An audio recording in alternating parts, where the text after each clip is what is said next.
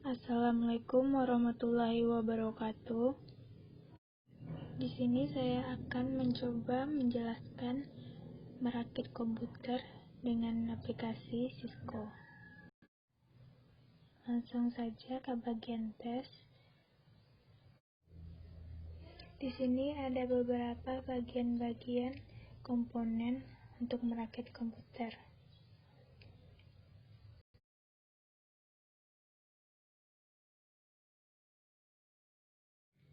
Yang pertama, power supply berfungsi untuk memberikan tegangan-tegangan ke komputer yang lain. Jadi kita akan meletakkannya di bagian CPU sebelah kiri di sini.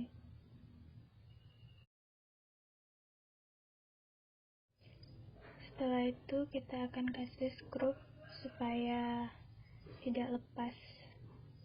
Langsung ke bagian motherboard. Langsung saja di bagian motherboard ini kita akan pasang RAM.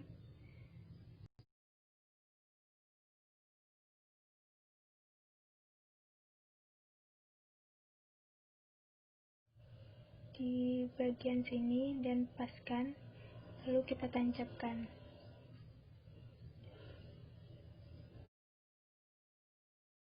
Kita ambil RAM-nya satu lagi. Pasangkan seperti tadi, paskan dan tancapkan. Fungsi RAM di sini untuk menyimpan secara sementara.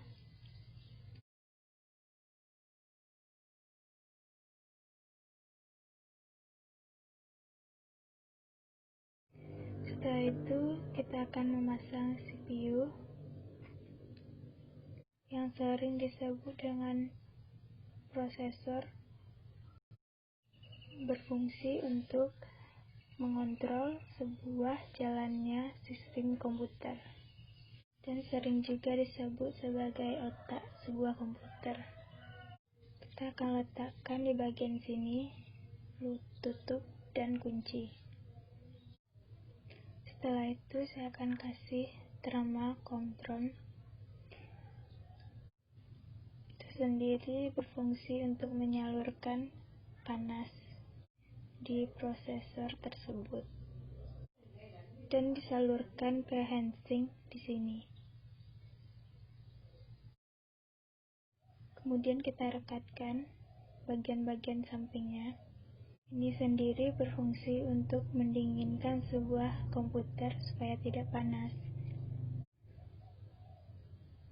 Dan jangan lupa sambungkan kabelnya pada sisi belakang. Paskan dan tancapkan. Setelah itu kita lanjut ke install motherboard.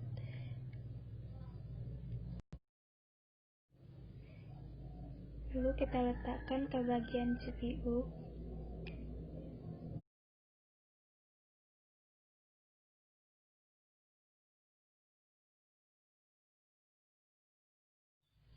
Setelah itu jangan lupa memberi skrupnya supaya tidak lepas atau goyang.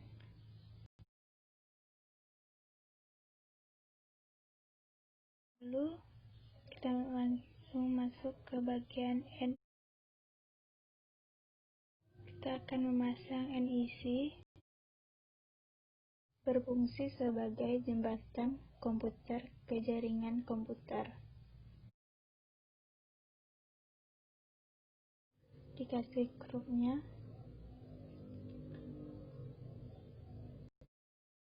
Lanjut kita pasang wireless NIC. Hampir sama dengan fungsi yang tadi, tapi ini berfungsi sebagai wireless atau secara nirkabel, lalu pakai scoopnya. Selanjutnya kita pasang video adapter, biasa disebut dengan VGA card, berfungsi sebagai menukar sinyal ke tampilan grafis ke layar monitor. Jangan lupa pasang skrupnya. Selanjutnya kita masuk ke bagian bagian internal base, langsung ke bagian hard disk atau HDD. HDD ini berfungsi sebagai penyimpan data secara permanen. Kita atur posisinya. Jika udah pas, langsung tancapkan atau pasangkan. Dan kita kasih scrub bagian kiri kanannya. Lalu hard disk yang kedua yaitu optical disk, berfungsi untuk membaca DVD atau CD. Kita paskan, langsung kita masukkan ke CPU. Jangan lupa pakai crop. Lanjut ke floppy drive. Kita paskan terlebih dahulu. Kalau sudah pas, langsung masukkan dan pakaikan skrup. Setelahnya langsung saja kita masuk ke bagian kabel-kabelan. Di sini bagian yang paling rumit. Langsung saja kita masukkan kabel yang pertama. Kabel ini kita akan masukkan ke bagian di sini. Kita paskan, lalu tancapkan. Selanjutnya kabel yang kedua kita masukkan ke bagian sini, paskan lubangnya dan tancapkan. Selanjutnya kabel yang ini kita masukkan ke sini, dan kabel yang ini kita tancapkan di sini.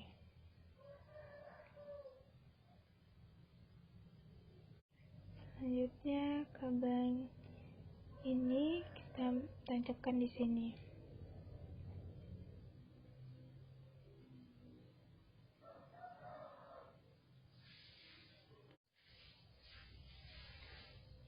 Dan yang kabel yang ini kita masukkan ke sini.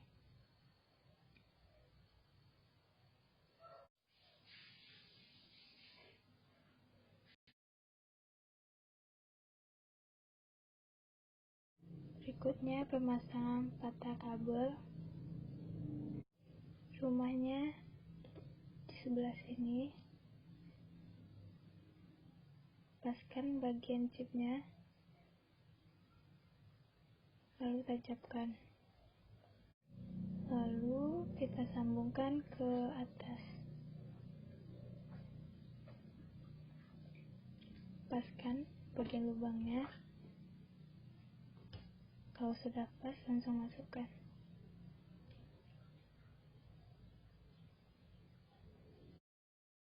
Berikutnya kita langsung masuk ke floppy kabel. Kita letakkan pada tempatnya di sini.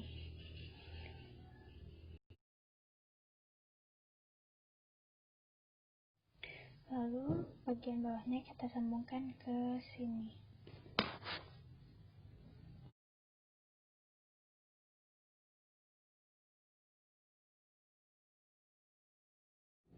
Lanjut ke bagian SATA kabel. Di sini kita akan masukkan. Setelah itu kita sambungkan ke bagian sini.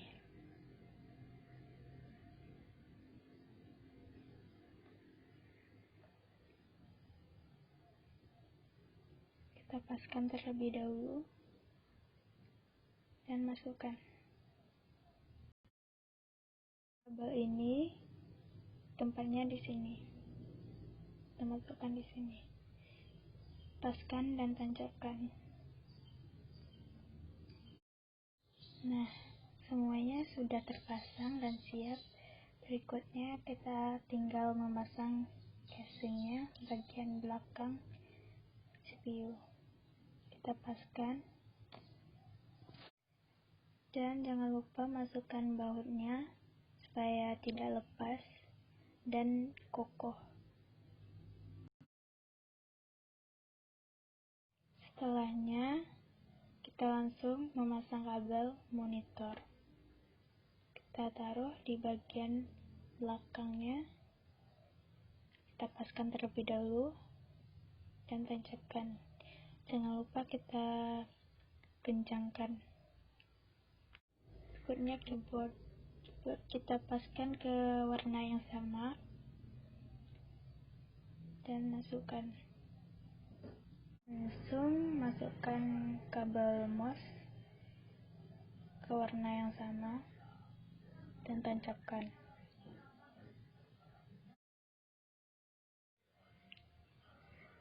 Berikutnya kita masukkan kabel USB, kita paskan dan tancapkan. Terus kabel Ethernet kita pasangkan.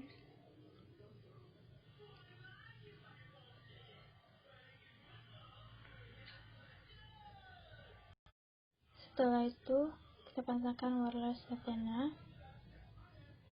Selanjutnya power cord.